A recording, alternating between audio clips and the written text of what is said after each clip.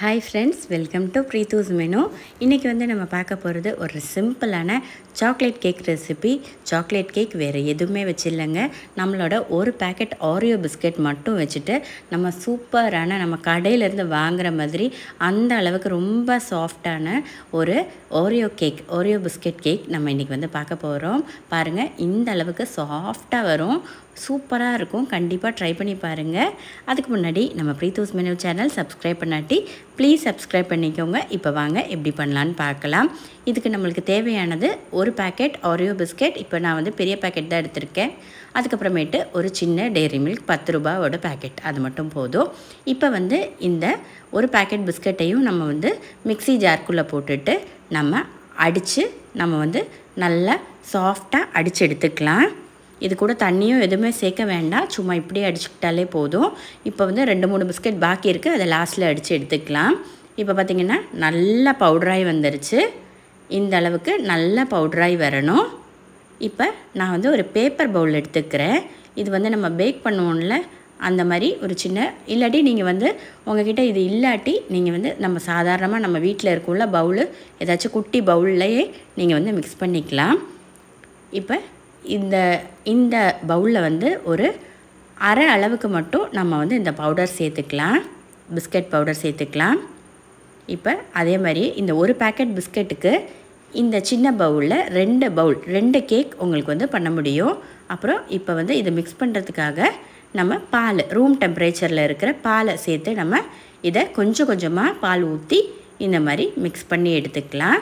நீங்கள் வந்து இது வந்து ரொம்ப லூஸ் ஆகிடக்கூடாது, ஓரளவுக்கு நம்ம கேக் பேட்டர் இருக்கும்ல அந்த அளவுக்கு தான் கட்டியாக இருக்கணும். இப்போ இன்னும் கொஞ்சமே வேணும், ரொம்ப கெட்டியும் ஆயிடக்கூடாது, ரொம்ப லூஸும் ஆயிடக்கூடாது. ஒரு மீடியமான அளவுக்கு கொஞ்சம் கொஞ்சமாக இந்த மாதிரி பால் சேர்த்துட்டு லைட்டாக மிக்ஸ் பண்ணிக்கோங்க. நல்லா மிக்ஸ் பண்ணி விட்டுருங்க. நம்ம முதலையே நிறைய பால் எடுத்து ஊற்றிடாமல் கொஞ்சம் கொஞ்சமாக அதோட கன்சிஸ்டன்சிக்கு தகுந்தாப்பில் நீங்கள் வந்து மிக்ஸ் பண்ணிக்கோங்க. இந்த அளவுக்கு வந்து இருந்தாலே போதும். இன்னும் லைட்டாக கொஞ்சோண்டு பால் சேர்த்துக்கலாம், அவ்வளோதான். இப்போ இது கூட சேர்த்து ஒரே ஒரு பிஞ்ச் அளவுக்கு பேக்கிங் சோடா சேர்த்துக்கலாம். ஒரு பிஞ்சு கூட சேர்க்கவே வேண்டாம், இந்த அளவே போதும். லைட்டாக மிக்ஸ் பண்ணிவிட்டு விட்டுக்கோங்க, ஃபுல்லாக மிக்ஸ் பண்ணிவிட்டு விட்டுக்கோங்க. இந்த மாதிரி உங்களுக்கு மிக்ஸ் பண்ண கஷ்டமாக இருந்தால் மொத்தமாக சேர்த்து எல்லாத்தையுமே ஒரு பவுலில் போட்டு மிக்ஸ் பண்ணிவிட்டு நீங்கள் எந்த பாத்திரத்தில் உங்களுக்கு வந்து வேணுமோ அந்த பாத்திரத்தில் நீங்கள் வந்து இந்த மாதிரி ஊற்றி பாதி அளவு மட்டும் ஊற்றி வச்சுக்கலாம். இப்போ வந்து டெய்ரி மில்கை நம்ம வந்து உள்ளே வச்சுக்கலாம். லைட்டாக வச்சுட்டு ப்ரெஸ் பண்ணிங்கன்னாலே உள்ளே போயிடும். இப்போ வந்து நான் இதில் ஒரு 4 பீஸ் மட்டும் டெய்ரி மில்க் சேர்த்துக்கிறேன், அவ்வளோதாங்க. அதே மாதிரி அடுத்த கப்லையும் நம்ம சேர்த்துக்கலாம். உங்கள்கிட்ட டார்க் சாக்லேட் இருந்துச்சுன்னா கூட சேர்த்துக்கலாம். ஆனால் டார்க் சாக்லேட்டை விட நம்மளுக்கு வந்து கேட்பரிஸ் டெய்ரி மில்க் வந்து சூப்பராக இருக்கும். இது வந்து நம்ம ப்ரௌனி சாக்லேட் லாவா கேக் பண்ணுற அளவுக்கு உங்களுக்கு வந்து மெல்ட் ஆகி அது வந்து வெளியில் வராது கண்டிப்பாக டெய்ரி மில்க் வச்சு பண்ணுறப்போ. ஆனால் வந்து உங்களுக்கு அதை வந்து நம்ம பிச்சு சாப்பிட்றப்போ அது வந்து உங்களுக்கு சூப்பராக இருக்கும். இப்போ வந்து லைட்டாக அந்த மாவை வச்சு மிக்ஸ் பண்ணிக்கலாம். இப்போ ஒரு ஃபாயில் பேப்பரை வச்சுட்டு நல்லா ப்ரெஸ் பண்ணி விட்டுக்கோங்க, எல்லா சைட்லேயுமே வர மாதிரி ப்ரெஸ் பண்ணி விட்டுக்கோங்க.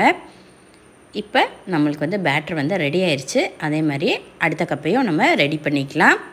ரொம்ப ரொம்ப சிம்பிளான ஆனால் சூப்பராக இருக்கும் இந்த கேக் சாப்பிட்றதுக்கு. ரொம்ப ஈஸி, எப்போனாலும் உங்களுக்கு டக்குன்னு வேணும்னா பண்ணிக்கலாம். இப்போ வந்து அவ்வளோதாங்க. அடுத்து வந்து நம்ம இதை வந்து ஸ்டீம் பண்ணி எடுக்க போகிறோம். ஸ்டீமரில் அடியில் தண்ணி வச்சுட்டு அது மேலே நம்ம ஸ்டீமரை வச்சுட்டு இதை வந்து ஒரு 5 நிமிஷத்துக்கு நல்லா ஹீட் பண்ணிக்கோங்க. அதுக்கப்புறமேட்டு நம்ம வந்து அந்த பேட்டரை எடுத்து உள்ளே வைக்கலாம். இப்போ வந்து ஒரு 5 நிமிஷத்துக்கு நல்லா ஹீட் ஆயிடுச்சு பாத்திரம்.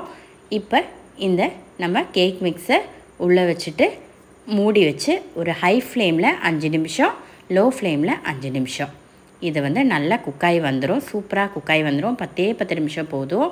அதுக்கப்புறமேட்டு நல்லா ஆறுனதுக்கப்புறமேட்டு திறந்து பார்த்திங்கன்னா பாருங்கள், கேக் வந்து சூப்பராக செட்டாகி வந்துருச்சு. ரொம்ப ரொம்ப ரொம்ப சிம்பிளான ஒரு கேக்கு.